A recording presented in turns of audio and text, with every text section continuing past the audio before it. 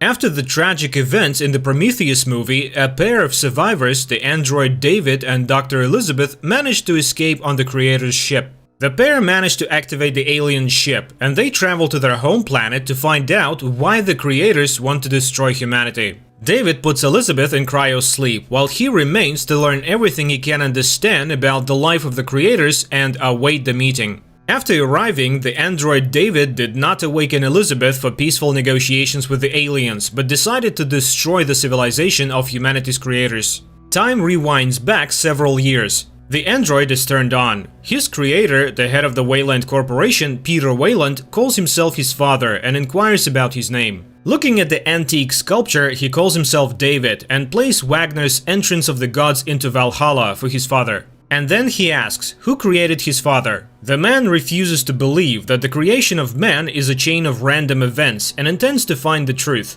And then David begins to argue, he is a man and he will die. David is not. This does not please his father, who takes him down a peg by forcing the android to serve him some tea. The action moves to the year 2004, when the space colonial ship Covenant flies to the planet Arge-6. While the crew is in anabiosis, the ship is watched over by a Walter android, a complete copy of David. Every day, he inspects the compartment with embryos and rejects those in which he notices deviations from the norm. Suddenly, there is a release of cosmic energy, then an explosion occurs, and Walter announces an early awakening of the crew. But as a result of the accident, some of the crew and colonists die, and the ship's captain burns up in his cryo capsule. His wife Daniels has a hard time dealing with her husband's death, since the flight was entirely his idea. At this time, the new captain, Christopher, is gaining determination to take command, which is not easy for him because he's a man of faith, which is not welcomed by his superiors, who consider faith a relic of the past. But his wife supports him, and the man goes to the bridge.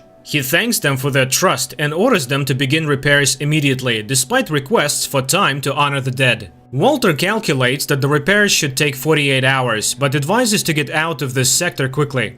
Daniels handles the repairs and shares with Walter her husband's dream to build a real wooden cabin on the new planet. Her room is full of tools and she doesn't know what to do with them now, to which the android advises her to put them to good use. Time later, the captain discovers that despite his prohibition, some of the crew have gathered to commemorate the dead. The man is upset, he doesn't seem to be taken seriously, but his wife reminds him they are his crew now, but soon they will be his neighbors, and asks to be gentler. Meanwhile, repairmen go into open space to eliminate the consequences of the accident. And suddenly, the ship's instruments record a strange signal in the form of an earthly song. It comes from an unknown planet, which, according to Covenant, is more suitable for life than Arge-6. The people don't understand how they missed it in their deep scanning. After all, it only takes a couple of weeks to get to it, unlike their destination. The team argues Daniels opposes the course change because they've been studying Arge-6 for years, and here's a planet from nowhere and with excellent readings too.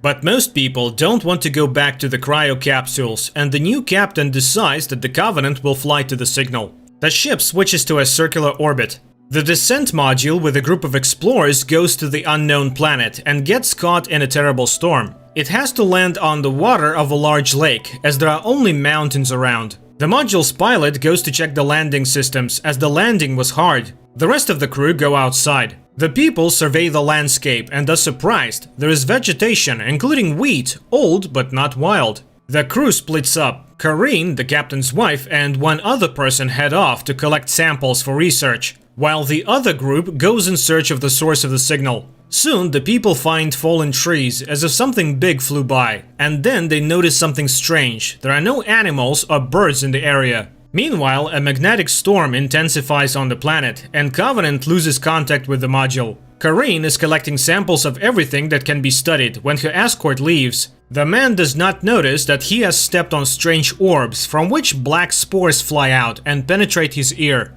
At this time, the second group finds the wrecked Maker ship. The people go inside, where one of them is also infected with black spores. But the man does not understand the danger and hurries after the others. The people go inside, and there Daniels discovers a tag with the name Elizabeth Shaw and understands that this is the remains of the Prometheus expedition. But why on this ship? Then a singing hologram turns on, and the people realize that they have found the source of the signal. At this time, Kareen's escort begins to suffocate. The woman informs the crew that they are returning to the module and asks the pilot to prepare the medical bay. Hearing this, the team decides to return as well when the second infected man becomes ill. The pilot meets the pair on their approach and tries to help the infected man. Kareen leads the man to the med bay, but the pilot falls a little behind. As they enter the room, the pilot sees a strange growth on the man's back. The frightened woman jumps out and closes the doors, leaving Kareen alone with the sick man. She runs to the deck house and asks the crew to return as quickly as possible.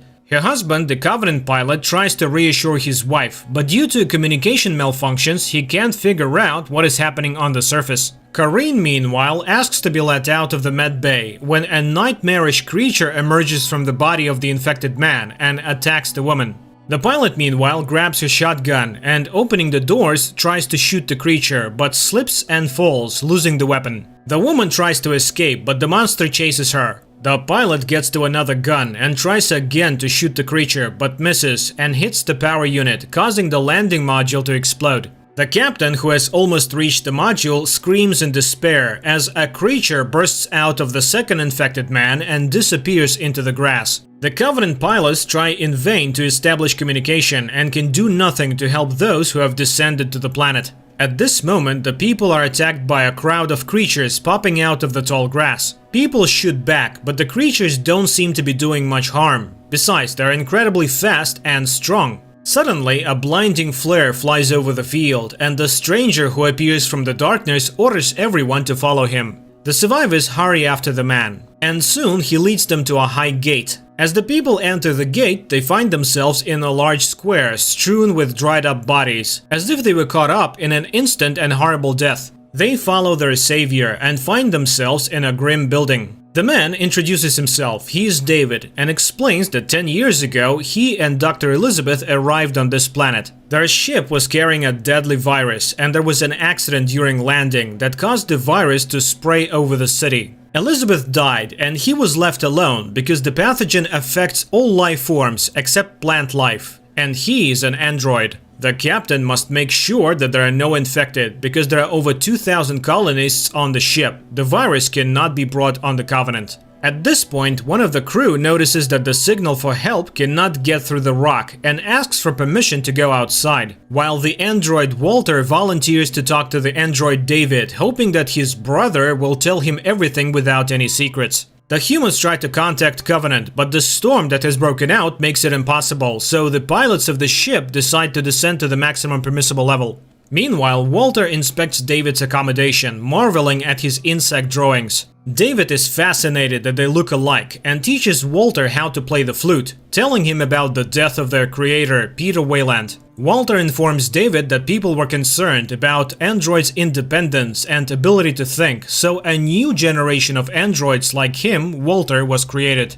At this time, one of the female crew retreats to a side entrance to clean up, while the captain apologizes to Daniels. She was right, they shouldn't have gone down to this planet. They lost 5 people and it's his fault. Meanwhile, David tells Walter the story of his arrival on the planet. When their ship arrived on the planet of the creators, David flew up to the square of the large settlement and opened the ship's airlock. Those greeting the ship saw a dark cloud of biological weapon above them. The makers tried to flee, but the spores caught up with them everywhere, causing them to die in misery. Then David shows the grave of Elizabeth Shaw, who was remarkably kind to him. He loved her, just as Walter loves Daniels, but Walter rejects this speculation. Androids cannot love. To which David points to the stump of brother. Only love can make one sacrifice a part of oneself for someone. Meanwhile, the woman finds water and begins to clean herself up when one of the creatures attacks and kills her. David, who arrives at the scream, tries to talk to it, and it seems that the monster is ready to make contact, but the approaching captain shoots the alien, causing the android to become enraged.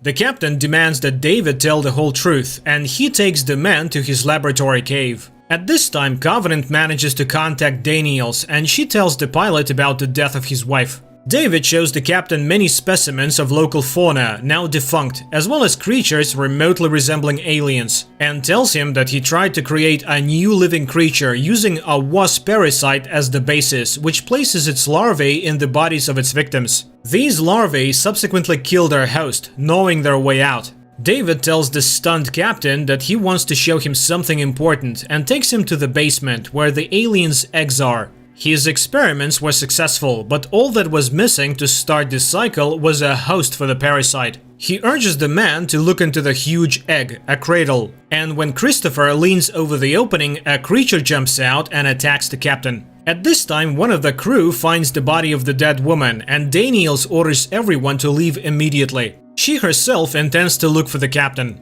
and the pilot of the Covenant decides to pick up the crew by descending to the surface on a cargo platform. Meanwhile, David observes the newborn creature coming out of the captain's chest. Walter finds Elizabeth's dried-up body and realizes what really happened. He goes to the sound of the flute and expresses his conjecture to David. All living things have been destroyed by him. The android doesn't deny it. Humans are an endangered species and don't deserve a second chance. Here he has created the perfect organism and invites his brother to join him. David kisses Walter, simultaneously stabbing him in the base of the neck. The android loses consciousness. When one of the crew descends into the basement where the captain died, a monster pounces on him. Fortunately, he manages to take it down, but the creature's acid blood gets on the man's face, leaving horrible burns. They are then attacked by the creature that got out of the captain's body. The creature kills one of them, but the wounded man manages to escape. Meanwhile, Daniels finds David's drawings, in which he records the life cycle of the creature he bred, and realizes that Elizabeth, who was the creature's first host and died at David's instigation, is also in the lab, among others.